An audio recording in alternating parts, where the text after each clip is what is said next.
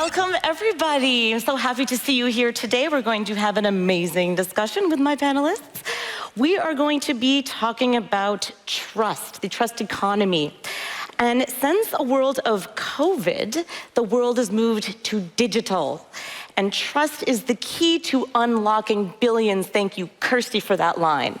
So we're going to uncover why this is the case, how this is going to happen. And to start off by introducing you to our panelists, I'm going to have each of them introduce themselves, the company they represent, and tell me what you guys think that, what makes brands trustworthy. So there's kind of a lot. So say it in a couple minutes. Agata, I'm going to start with you. Hello, everyone. My name is Agata Slater, and I work at IBM. I'm a business consultant, doing mostly work related to blockchain, business design, all sorts of, business consultancy. And IBM works mostly with enterprise clients on blockchain solutions. And we try to help them enter the space that many people still associate with cryptocurrencies and startups, but we feel that the capabilities of blockchain have a lot to offer for enterprises. So in terms of trust, I feel that there are a few important factors that need to come together for a brand to be considered as trustworthy. So transparency is the first one and perhaps the most important one. And I guess we'll all agree on that. And then, for me, what's important is consistency. And transparency and consistency obviously work together. And then also, now we're at the time where the relationship with the customer is changing a little bit. So it's becoming less transactional and more based on relationships. So a brand that can offer some unique experiences to a customer, makes them feel important, well taken care of, can also boost, that relationship and trust with the customer. And last but not least, it is the feeling of security, and from the customer perspective, this belief that the data that I'm leaving with that company is being well taken care of. And blockchain can help improve, can meet all those demands, can really contribute to help companies to meet those factors. So these are my 4 ingredients. Brilliant. We're going to dive into all of those in just a minute. So Steve, please introduce yourself. How are you doing? I'm Steve Smid. I'm working at TrueWorld, a company that was founded during the COVID period about 2 years ago. We're about 22 strong at the moment, and we come up with sustainable ways to impact businesses, processes, products, events. And what we do is we have a set of tools where we're able to calculate the emissions impact. We can accurately trace the sources. We use this information to display the real metrics of an event, of a business, and then give transparency to the customers. So they're able to accurately see what's happening inside an organization with real data. So, yeah. Brilliant, thank you. And Justin. Hey, thank you, Becky. My name is Justin Pauly. I'm the president of VX Technologies. What we do is we put verifiable data on chain with a very unique double digital signature audit trail. We do this for education, e-government, agriculture, legal. We're getting into, there's a lot of opportunity here because we're a data designed company. So we don't take the data that you need stored on chain and push it into a format that we've created. We allow your data to design the application. And we do that through our AlphaDApp and MagicDApp platforms. Getting to what we discussed about trust, I think it is critical that our first thing is we always show the cards. This is exactly what we're doing, and we have to simplify it.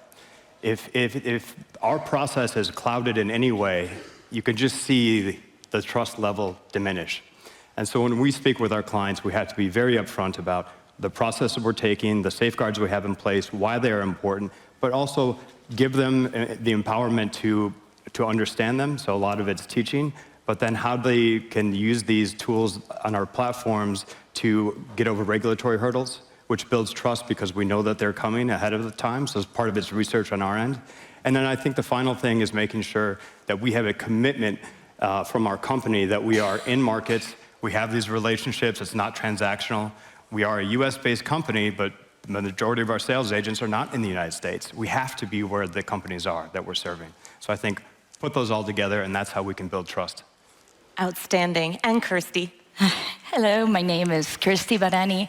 I'm part of Scale Facilitation. We're a global investment group. We're headquartered at the World Trade Center in New York.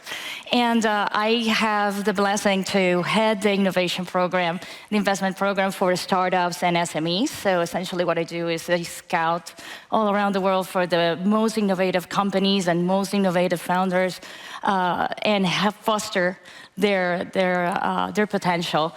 So in terms of trust, what we're seeing in terms of new companies and new business models coming along is that trust is becoming an essential piece. And when you get blockchain involved, what happens is this is an amazing tool because it allows you to do one of three things.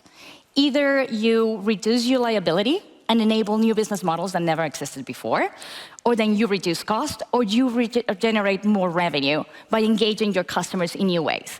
So one of the things that has been very useful for us in terms of transparency when you have this open ledger is that you can really go back to your clients and make them part of the revenue piece. So once it's not anymore like you're selling something. They're becoming part of a family. So the most important thing is that this is a tool that you put into your business and create a whole new dimension for you to have a better relationship with your clients and generate more money. Oh, I just love that way of looking at blockchain tech. It's so exciting, so many opportunities. And we're going to start our discussion here with provenance and trust in supply chain. So the first person I wanted to talk to about this is you, Agata. I would love for you to dive into the Trace platform, which IBM has been working on in conjunction with Gate-to-Chain, and tell me how this adds trustworthiness into our ecosystem. Right, so you might have heard of the Trace platform. There's been some information about what it does. So basically, Trace is a solution that allows any company to create this immutable record of a product's provenance. It can be any asset. It can be minerals, pharmaceuticals, luxury goods, or anything at all. And from the moment a product is created, manufactured, and any information about it appears in any ERP system, there is a digital twin created that reflects any information about that product in the form of an NFT token. And then that NFT token is obviously easily transferable. It's under the ownership of the user. It becomes like a digital certificate of ownership and authenticity. IBM has been collaborating with Gate-to-Chain on designing and developing the solution, and we believe that solutions such as Trace can really drive trust and transparency. And as we were saying, trust and transparency are this really strong combination that are correlated. And as the world pushes for more sustainability and circular economy, solutions such as Trace will become more sought after. Many companies are more and more willing to disclose information transparently to their customers, and a company that is willing to do that is automatically considered to be more reliable and more trustworthy, which can convert to more sales. And soon also having this information about the provenance of goods or having that digital passports of a product will not just be a nice, funky feature to have, but it will actually become a regulatory necessity. So the European Commission is already drafting a regulation that will enforce more transparency for manufacturers to disclose on the practices, on how goods are manufactured, and be able to do so in a way that is transparent and easily verifiable. So with Trace, a digital product passport issued by Trace makes a company compliant by design. And this is the beauty of this solution, that it solves real-life problems, And it also, is very easy to use, is offered as a service, and it's, it's just something that will become a default for many companies out there. And I love how it reduces fraud and counterfeit, and Yes. don't want any of that. And Steve, let's talk a bit about the climate crisis and how TrueWorld is going to help us address some of the issues surrounding climate crisis. And you are going to be able to deal with data and prove that this data is true. A company saying that they are, doing good things for the environment could just be saying that, but via TrueWorld, you can prove you're actually doing it. So can you please explain So, how that works? I will start off with the first thing with climate neutrality or climate crisis is basically are people actually believing that this exists? That would be the first question to ask. And then you would ask the next question is, where's the evidence for it? And we're moving from a model of we're telling you that it's happening to a model of we're proving to you that it's actually occurring. So we're having tools in place that are able to measure the levels of carbon in the atmosphere, able to measure the amount of pollution in the oceans, plastics. Let's take an example where people are not able to deny it, is the loss of species, loss of biodiversity. A good example is we're losing species every year. We have the ibex from the Pyrenees. We have the rhinos they're going extinct. And these are things that people can see that we're losing these species. But when we take that to something that is not so visible, like the pollution in the atmosphere, we really need the data and the evidence. And we need to pass that on, like you said, pass that on to the customer and show the source and say that this source comes from a sensor. And how are we going to prove that that sensor is measuring accurate information? Well, that's where we have the blockchain. The blockchain can timestamp it, can record it in time. It hasn't been touched in the process from sensor to blockchain. It's raw data. And then TrueWorld uses those kind of vital signs enabled to make proof, to give transparency to information. Really cool, Steve, thank you. And I know I promised you guys in the beginning, we were talking about how trust is going to unlock billions. So Kirsty, I'm gonna go over to you. I know this is an area that you're very passionate about how to increase profits and to reduce costs for enterprises. So how does increasing transparency in the supply chain help enterprises increase their profits? This is an area that has gotten so much interest that PwC actually ran a report that they published not long ago, and they sized trust economies and blockchain at 1.7 trillion in global GDP. So it's that big, and it's affecting every single aspect of every single business. So, for example, we as an investment firm, we get about 300 submissions a month. So we are getting from every angle, every new business model coming along. And the interesting thing is that every single business that we look at has a trust angle. So, for example, we were looking at agri-tech or ranch tech, that they were traditionally non-technological, they're getting highly technological. And if you think like businesses like Wagyu beef, right?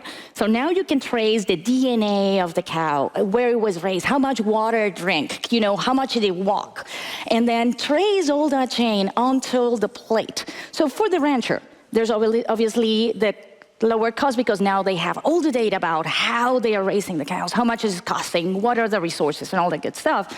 But then there is the marketing side of things, because by the end that steak ends on the table and the restaurant can verify this is the carbon footprint, of your steak.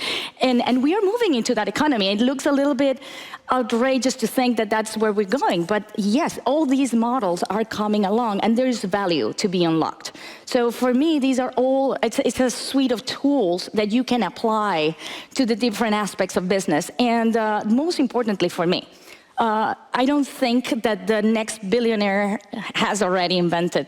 That probably there might be a billionaire in this room. We are just giving you like all the tools. There's downstairs. All those guys, they have been working for close to a decade in tools that are ready to be implemented. So for us, we've been building this, like we've been doing the whole hard work. And now, you have business partners within the BSV economy that essentially can come in and give a whole dimension to your business by implementing their solutions. So for me, there's a lot of money to be made. It's just a matter of getting creative and think about trust as a value, as a way of unlocking value at the different stages of the business. Brilliant. I love thinking of blockchain tech as a tool. Yeah, it is. Make money, yes. Okay, so now we are going to move on to identity. And I have my identity blockchain man sitting right here. Justin, so I wanted you to elaborate on anonymous identification. How does your platform help verify records? How does it help us share data? How does it help us do all the amazing things that I know that you're going to talk about? Go for it. Thank you. That's quite a list, but that I can tackle. So on our platforms, identity is a huge component of what we sell to our customers, and more importantly, what happens to the end user, right? Because at the end of the day, if you sign up, you go to a school, you get a degree, it's on blockchain, you need to understand what that trust is as well, and what your identity means. And now we have some industries, like in real estate, where they actually want the name up there, right? So there are some sort of fringe cases that go against absolute anonymous kind of things. But when it comes to anything where we want to have and protect the resources of what we consider digital sovereignty, right? And that's really what the focus is. So as a digitally sovereign person, I can't look into your wallet, you can't look into mine unless I share it. And it's that simple.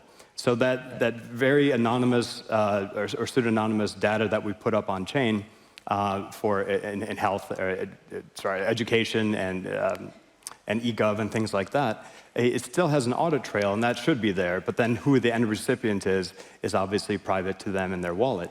And I think the important part is that it allows peer-to-peer sharing. So if I no longer want to be anonymous, which is the flip side, you have to be anonymous at some point, and then you have to be not anonymous. So if I'm interviewing and I would love to work for Becky, and I say, here's my diploma and here's my work experience, and with one QR code, she can click, Justin, absolutely, you're verified, all this makes sense, and I know that it's true.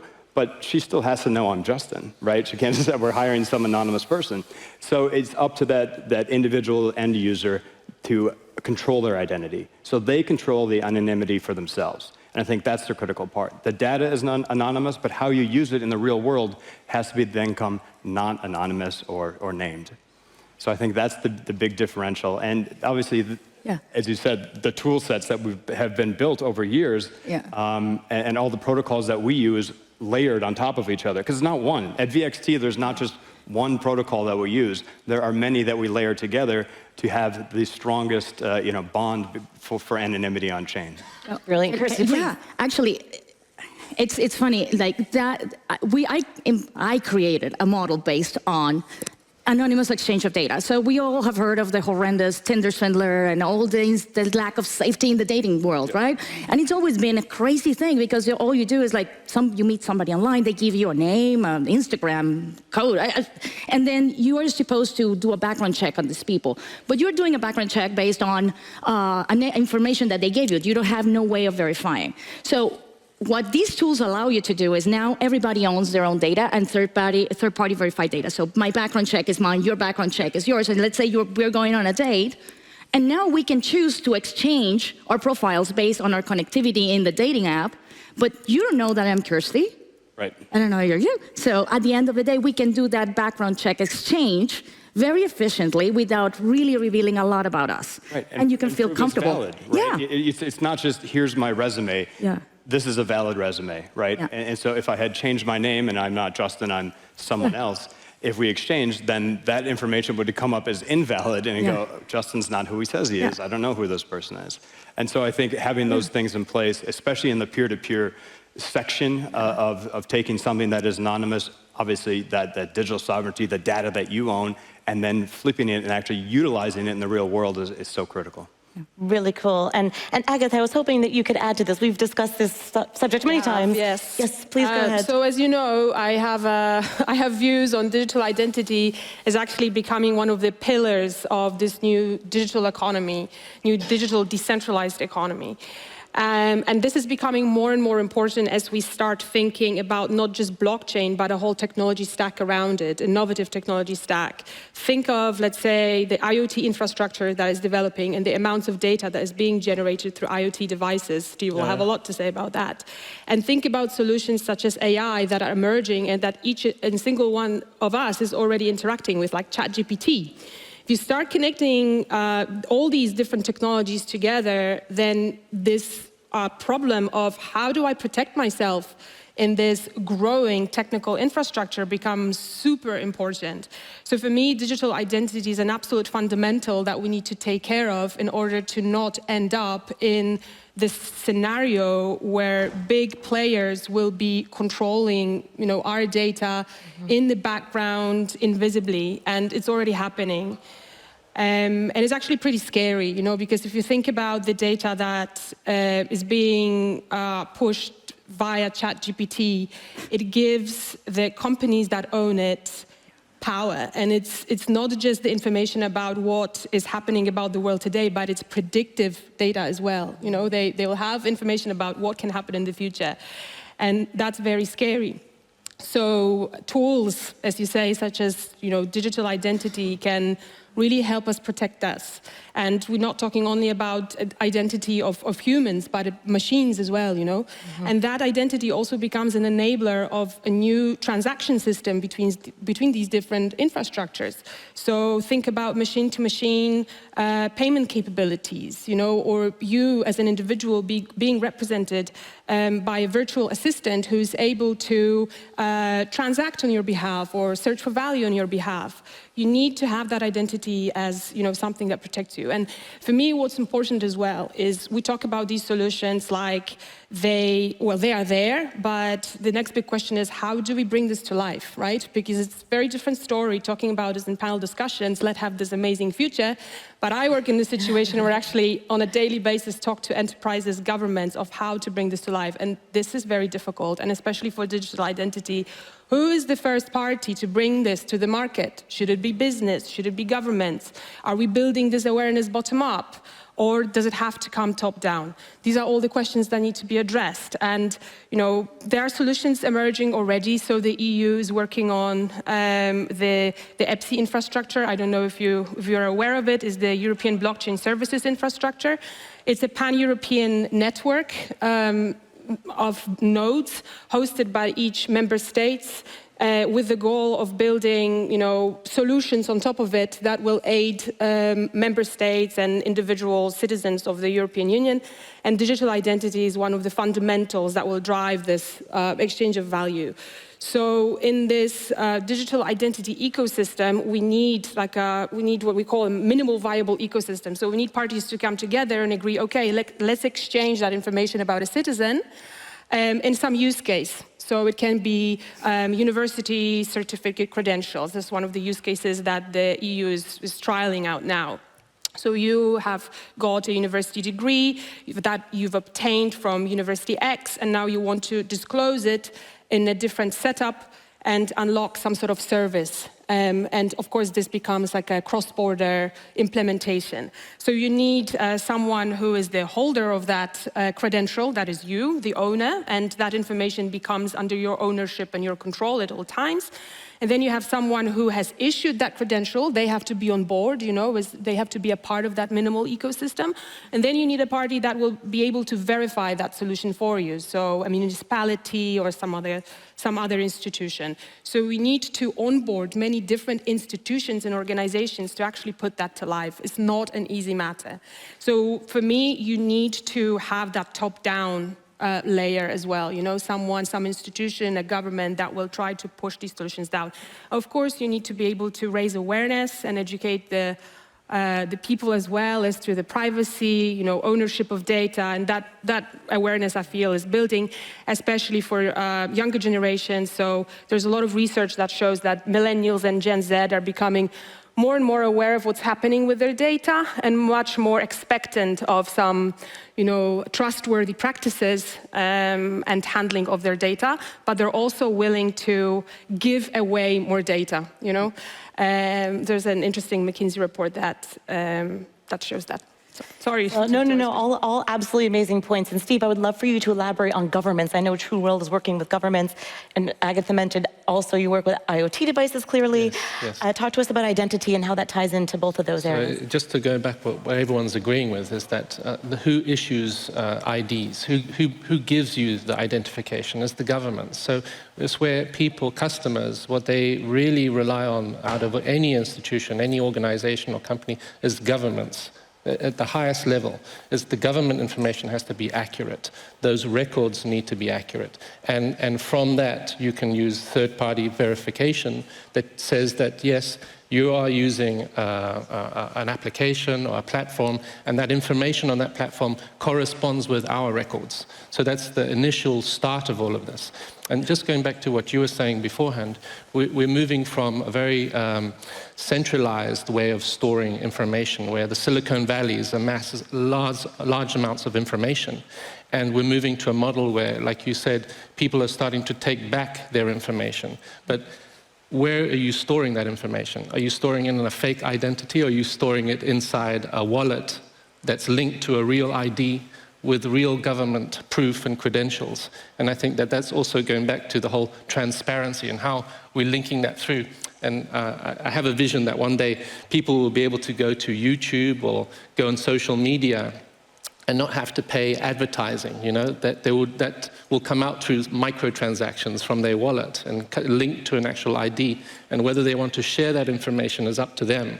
They could on-sell that information rather than just be a given that it gets used by these big centralized corporations. Did you want to say something, Kirsty? Well, there is a very interesting case in healthcare, because with COVID, everything got digital. So one of the biggest challenges was compliance for a long time with HIPAA. So you want to provide services to all these patients, but you needed to make sure that the patient that you are connecting with is actually the person. So it's been a little bit of a gray area for the last few years, but it's getting to the point right now where there's the layer of services where you can identify the person using biometrics. So you use the biometrics to connect to the government databases around the world and verify that that's the person. And once you identify that person, you give them a digital identity that is not necessarily Kirsty Barany, but they know I'm myself. And at that point, you can provide services, healthcare services, and you're not liable for sharing that information with the wrong person. So that security layer, it's not only becoming a good service to have, it's for the corporations, it's just a liability issue that they cannot keep ignoring. So, yeah. Very good. Thank you very much. And now we're going to start talking about the new economy that we are moving towards with all of this great tech and trust. Justin, I'm going to start with you on this one. I wanted to talk about peer-to-peer movement, transactions, data sovereignty. This is your big tagline. I know that. Yeah. I was like, 12 minutes won't be enough, but I'll try to keep it brief. Look, we all live in this world that we're about to enter, and it's not going to change. And I think if I could back up for 1 second before I get into the digital sovereignty part, verified data is essentially the counterbalance to AI nonsense. AI is beautiful. It's going to run so many things. However, bad data in is bad data made by, equals bad decisions. So if we have verified data in from governments, there are so many government leaders that make critical decisions for their populations based on terrible data. I mean, it's horrendous, I'm sure, as you've seen. So if we can get verified data where there's an audit trail where we can actually get to the, this is real, we know this is real, this is not generated by AI, this is not misinterpreted, this is the real data, it's verifiable, we have a chain, and we can prove it. So I think at the core of what VX Technology does is that we make sure that we have verifiable data, whether that's in eGov or agriculture, law, and education. But having that real data is essentially that counterbalance, right? So as the pendulum swings with AI, the verifiable data also needs to swing in proportion to keep things on an even keel, where AI doesn't take over the world, but then also we're not, we're not over storing information that's not real. And so that is a critical component to, I think, the future we're all entering. Now we'll get down to the actual people who have to live in this future, and that is the digital sovereignty aspect. So we feel that if you've learned it, you can't unlearn it. You should have a record of that for your whole life. if it happened to you, and I won't get into our medical sort of stuff this time, which is really exciting, but you know, if it goes in your body or if you had a procedure done that happened to you, no one can take that away from you. Even things like continuing education, your job experiences and things that you want to have in your wallet, those should not have a bureaucratic barrier or 7 for you to have access to the things that you have achieved and produced in your lifetime. And so it's a really important step that essentially you get to tell your own story and you get to prove that story to whoever you need to tell it to, whether that is an employer, someone on a date, a panel, all these things. You know, if you're inventing technology, I came up with a new song, whatever it may be, being able to prove these things as a sovereign human with access to verifiable data is so critical to us moving forward. And again, I think it is that sort of the opposite pendulum swing for AI. Amazing, amazing. And Kirsty, how do micropayments and smart contracts, how do they fuel a new economy and future-proof for business? Wow, we're seeing it permeate everything. So on the marketing side, definitely engaging your customers, really getting them involved in the economy of your business, rewarding them for interacting with your app. Or you can go into new financing tools. So you have traditional murky industries that are very difficult to do trade financing for because you don't know where the sack of coffee is or if that sack of coffee is actually sitting in that warehouse. So one of the things that is happening is that it's thanks to IPv6 and all the sentinels are going to be spread around the world. Now you're going to have all these massive amounts of data that verify that those assets are where they say they are and their provenance is correct. So now we have new financing entities that are willing to provide liquidity to businesses that were running on very limited cash resources, or was very traditionally expensive to finance. So in an economy like the ones that we're facing, that we're saying, okay, liquidity is going to get constricted, these are going to be essential tools for business to get liquidity immediately. So I am involved in companies that we are looking into investing. And all they're doing is this. They're enabling these digital rails for new financing tools and transactions all over the world. So it lifts a lot of the barriers that are traditional to the way we conducted business for the last decades. So everything is going to change, I would say, in the next 5 to 10 years. We're going to be, I would say, actually PwC agrees, is that almost every single business in the world is going to be touched by blockchain by 2025. So it's just a fact. They expect that to be just across the board.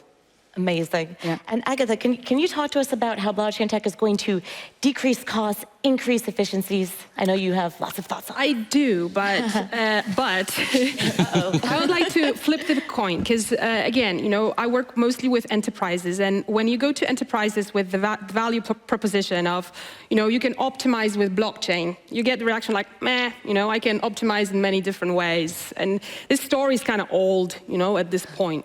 What enterprises get excited about is how can I build new business models and revenue streams while also optimizing and having my data traceable, you know, adding that trust element. And this is a very, very interesting discussion because it's not easy and intuitive for enterprises to build a decentralized ecosystem. You know, we try that with many different models like consortia. And that's not really worked out, right? We've seen that maybe it's not the optimal way to get enterprises together to collaborate in a decentralized space. So now enterprises are saying, okay, so how else can I build new business models on top of that? And one interesting angle that we're exploring and we're talking to businesses about is data monetization. So as you said, Kirsty, it's like tons of data being generated, and this data is, with blockchain, being authenticated, you know, it has quality. So of course, the first direction you're going to go, how can I make money on that data? But whereas data monetization is not a new concept, we're now looking at, okay, how can we monetize data? How can we monetize user data while having the user also participate in that data monetization to give them that empowerment and that trust, you know? How can we tap into the data of other third parties, and how can we share that revenue in a decentralized enterprise ecosystem? So how can we make that cake bigger together and make the piece of that cake bigger for everyone, rather than just each of us making that small cake, for ourselves, with, very tasty analogy. So that becomes even more interesting when we start looking at AI as a layer that connects these different pools of data. So it is unrealistic to believe that, an automotive X is going to now start collaborating with their competitors, and create that sharing data ecosystem and monetize on that. So I see AI as this layer that can help enterprises build new value on top of their own, ecosystem data, and have these, let's say, AI agents network as to run a collaboration and transaction layer on top. So now we're trying to see how we can connect different pools of data that are sitting within different enterprise ecosystems and make value on top of that. But I think also, going to the beginning of that discussion, it's very important and interesting to start collaborating with the user and incentivize them to contribute to that data economy and offer them value in return. That's the driver of this whole thing. Amazing. Amazing. And for the last, 4 minutes or so, I wanted to talk about loyalty and how we are going to generate loyalty with all of this trust economy with blockchain tech. And Steve, I'm going to start with you on this one, especially when it comes to ESG initiatives, the companies that you are working with. How is this going to increase customer loyalty? I read a status recently that said 77% of customers would change brands if they found out that they were greenwashing. So I thought that was quite interesting, because we don't take it for granted how important it really is. And with having a platform like that we have, which is this smart dashboard as a monitor, rather than at the end of the year measuring your footprint, taking all these receipts of invoices for electricity and consumption of your vehicles, you can start integrating that with sensors and IoT and have the live information. You can then partner with electricity companies where they will be able to upload those documents straight into the dashboard. You're able to see daily what your impact is, and improving efficiencies and improving the processes will also have an impact on the emissions. So it's, rather than let's wait to see what happens, we can start doing it now by visually seeing it. So. Very good, very good. And actually, Kirsty, I wanted you to also talk a bit about engagement. So loyalty and engagement, micropayments, all of this. How does this all tie together? I go back to Agata's cake. Yeah, it's all about money, perks, and rewards, right? Nobody acts for free unless you're going for ESG, you want to save the planet or whatever. Moves your heart, but mostly is, I want to be part of it. Everybody's tired of big tech taking advantage of their data and not being part of it, right? You're the product. I am generating the data, I want to be part of it. So as companies start offering this, I don't want to call it a kickback, but it's these rewards for engaging, participating, promoting, then the more companies will adopt it. And I think this is going to be a wave. It's just a change in the consumer behavior. And obviously there's going to be early adopters, but as revenues start coming in and customers are really attracted to these new business models, I think it's just going to spread like a wildfire across the industry. And if you don't do it, your competitors are going to do it. You're going to lose. So this is not an optional thing. It's not a good thing to have. It's a must, in my opinion. Yeah, and I see Justin nodding over there, so please add your thoughts, and also let's throw in their interoperability. I know you love that word too. Yeah, so, okay, it is important for, and how do you build trust with a customer? You make them money and you make their business more efficient. Correct. They will trust you, as they should. And you also show them the cards, the things we've talked about prior. But I think that is a really clever kind of way. It's like you need to, this is happening, right? And I think at VX Technologies, we are very keen on it's not soonish, we're doing it now. We can deploy today. If you called me today by 5 p.m. London time, we could have a distributed application putting your data on chain. Where that, it's that fast. And so the early adopters, thank you, I think we are. But it needs to be actionable, right? Trust is also, we have big ideas in the future, we're gonna do this, it's gonna happen. No, trust is, it's happening and I can show it to you right now and we can do it in front of you. And so I think that's an important part of especially in our community here, is that people need to see these things in action. They need to test it and break it themselves or try to break it. But I think at VX Tech, we're really focused on it needs to be deployable now. And we are. We can deploy all of these things now. And I think that really adds to the value prop for everyone. Amazing. Everyone in the room, Everybody. cumulatively. All right. That is our time, guys. I can't tell you how much I love you guys. So full of information. Thank you so much for joining us. I hope you enjoyed that. Thank you.